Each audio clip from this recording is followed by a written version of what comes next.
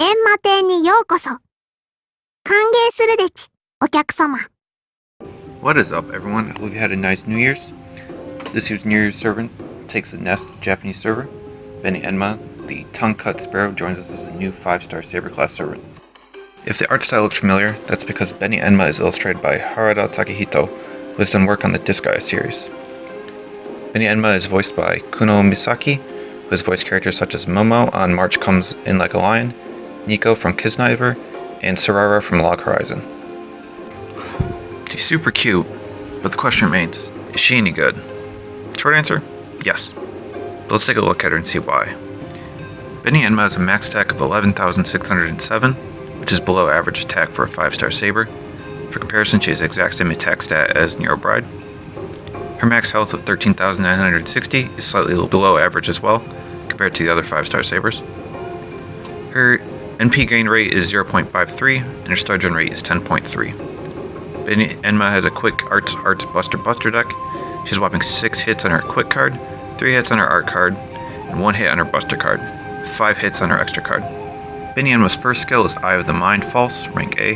It provides her with evasion for 1 turn and increases her crit damage from 20 to 40% based on level for 3 turns.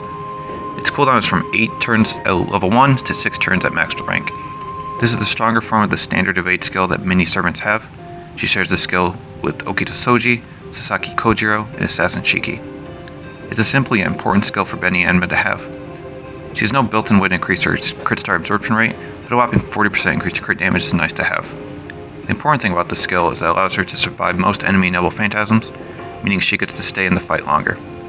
It takes most enemies around 6 turns to fire off their NP, which times very nicely with the skill's 6-turn cooldown. Beni's second skill is Star Basket Big, EX, which provides her with some nice debuffs. It reduces all enemies' defense from 10 to 20% for 3 turns, reduces their crit chance between 20 to 30% for 3 turns, and inflicts NP seal for 1 turn. With the 8 to 6 turn cooldown, this is a powerful debuff skill, but it comes with a demerit. It heals all enemies for 1000 health. It is a very laughable demerit to a very nice skill. Reducing enemies' defense means a nice damage increase for your party, crit reduction helps keep them alive, and NP seal gives you an extra turn to prepare for their Noble Phantasm. This is a very nice skill to have in her kit. Her final skill is Star Basket Small, EX. Star Basket Small has its 8 to 6 turn cooldown and provides the party with 10 to 20% attack boost for 3 turns. It increases buff removal resistance from 50 to 100%, charges the party's NP gauge from 10 to 20%, and also heals the party by flat 1000 health. The downside of this skill is the same negligible 1000 health heal to all enemies. This skill is reminiscent of Waver's Command of the Strategist A+ skill, which is an excellent skill. Star Basket Small provides less of an attack boost, but increases the party's NP gauge by a whopping 10% more. I know this is her best skill, and it lets her party deal more damage and lets other servants get their Noble Phantasms off. When it comes to leveling her skills, I recommend leveling Star Basket Small first, as the additional NP boost is very nice. Follow that up with Star Basket Large second, as it increased defense reduction and cooldown. And finally, Mind's Eye last, as Beni-enma has no extra way to make use of the crit damage buff. Beni-enma's Noble Phantasm is Judgment of the 10 Rulers, Wicker Hamper's Journey. It is an offensive single target arts Noble Phantasm that deals between 900 and 1500% damage based on level, which increases Beni's damage against chaotic alignment enemies for 1 turn between 40 to 60% based on overcharge, and increases Beni's damage against evil alignment enemies for 1 turn between 40 to 60% based on overcharge. This is where Beni-enma really deals out her damage. Currently there are roughly 220 or so servants, 119 are considered to be evil or chaotic, with 42 being chaotic evil. This means that Beni-enma will deal a lot of damage versus a good portion of all enemy servants, and does massive damage to almost 1/5 of all enemy servants. So while she may not deal out that much damage normally because of her low attack stat, she can dish out quite a lot depending on the enemy. Beni-enma has 5 passive skills. Magic Resistance rank A, giving her 20% debuff resistance. Independent Action rank A, giving her 10% increase in crit damage. Presence Concealment rank A, increasing her star gen rate by 10%. Increation rank B, increasing her arts performance by 10%. And Ventriloquism, which gives her flat out immunity skill seal.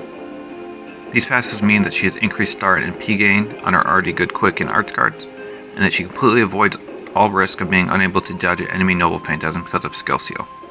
These are all really good passives.